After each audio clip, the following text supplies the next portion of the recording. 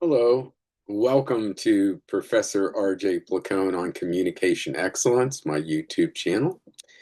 And today we're going to peer into the future. We're out there in space a little bit and we're peering into the future, and we're talking about how the Democrats could potentially rebrand themselves in 2028. I would suggest to them a three-pronged strategy. First of all, they need to meet the country where it's at. And I know for those in the extremes of the Democratic Party, may not want to hear that. But if your focus is on winning the 2028 election, I think that's going to be the best path toward it. So that means nominating, at least in the top slot, someone that's more toward the center, perhaps a governor from a border state. It could be one of the folks that we're talking about right now, but I think they all have some challenges. I mean, currently Newsom is certainly riding high in the polls. I see a lot of that as a reaction to his willingness to stand up to Donald Trump. I think a lot of the Democrats have been waiting for someone in their party to stand up to their perceived bully. Newsom's been doing that, and fairly effectively, as he's been mirroring Trump's communication style.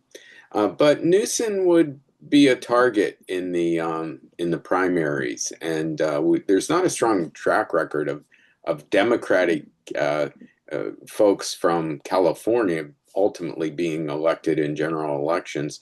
And he would have a lot of defending of his record in California, how money was spent, some personal issues.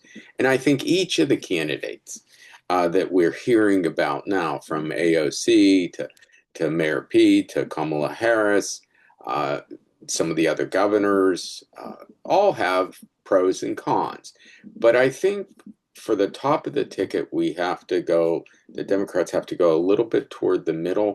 Then in the vice presidential slot, they may be able to pick up somebody that is perhaps a little further left, as they did the last time, unsuccessfully, certainly. But that was part of why they picked Walz in the vice presidential slot. So first and foremost, you need to meet the country where it's at. Secondly, I think the Democrats need to get back to the basics.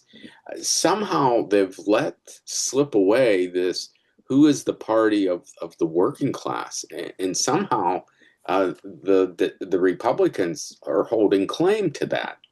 And the Democrats need to go back to some of the traditional Democratic constituencies and remind folks of why they have voted Democratic in the past and the difference between Democratic governance and Republican governance.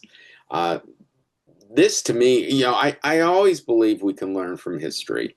One election I studied a lot was the 1948 election. And while it was a long time ago, there are some similarities. The Democratic Party was very split at that time. You had the liberal faction of the party that certainly Franklin Delano Roosevelt was the person who most stood for that side of the party. Then, later on in terms of progressive, you had Henry Wallace, again, yes, offshoot of the Democratic Party. And then Southerners were dismayed with a lot of the desegregation. So, led by Strom Thurmond, they formed the Dixiecrats. So, the mainstream of the Democratic Party had challenges to the left, challenges to the right. So, who was nominated first for vice president in 1944, then was the Democratic candidate in 1948, but Harry Truman. This is a guy before he became a senator, worked in his family clothing store, and he was from a border state, Missouri. He was okay. He was sort of more middle of the road. He wasn't on one of the extremes. He could be acceptable to a lot of people. It isn't so much. I mean, yeah, I think they kind of met the country where it was at the time, but the kind of campaign he ran in 1948 is noteworthy because no one gave him a chance. There was meat shortages after World War II, prices were going crazy. There were a lot of domestic issues in post World War II. So people predicted that Thomas Stewart from New York was going to win very, very easily. Truman, of course, won that election in a huge upset. How did he do it? Well, Clark Clifford was his campaign manager, and he said, we really focused on labor, farmers, Catholics, and Jews. Those were our four key groups that we wanted to stress to them why supporting the Democrats was essential in this election, what we had done for those constituencies in the past. That strategy ultimately proved successful. Now, Truman was very, very aggressive in the strategy. One, just in his wording. If you would ever read his acceptance speech in 1948, he said things like, "If the farmers don't vote for the Democratic Party, they're the most ungrateful people in the world." Now, I don't think that kind of messaging is necessarily going to play well in 2028, but I do think reminding key groups, and in addition to the kind of groups that might be ones that those are groups that traditionally vote Democratic, Trump has made inwards, people of color, the LGBTQ community, strong supporter of Harris. Those are groups that you want to go after. Remind what the Democrats have done for those groups in the past and contrast with the Republican Party. Now, in addition to those two things, sort of meeting people where we're at, going back after those key groups that have traditionally been Democratic voters.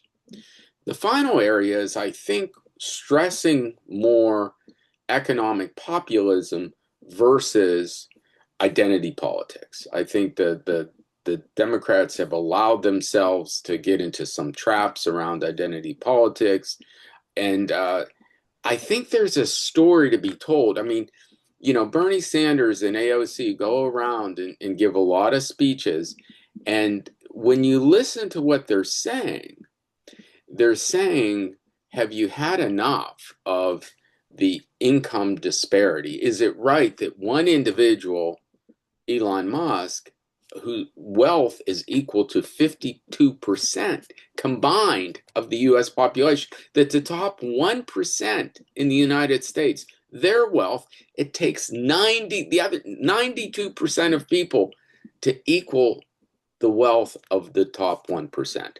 We have never seen such wealth inequality. And you even have hedge fund managers talking about this now. It's become much more commonplace to drill down on this and say, have we had enough? And oh, by the way, that was a Republican slogan in 1946 that is widely considered one of the greatest political slogans of all time.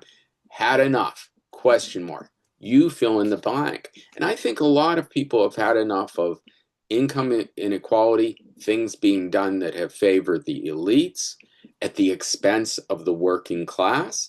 And I think focusing on that could be a winning, very much a winning issue, and trying to stay as far away from the identity politics as possible. I mean, if the Democrats decide to make an issue over Sydney Sweeney's jean ad for American Eagle, I think the Democrats are going to be in some trouble. So these are my three recommendations on how the Democrats can rebrand themselves, meet the country where it's at. Make sure you go back to the traditional Democratic coalition and reinforce with statistics why you are the better option, why you were the better option in the past, and why you are the better option in 2028. And focus on some of the economic populism issues, because they're, I think, going to be an increasingly a winning issue for the party that stresses them. Those are my thoughts. Might be out in space a little bit. Hey, if you like these videos, please consider subscribing. Tell your friends and family. Professor R.J. Placone on communication excellence. Thanks so much. Have a great day.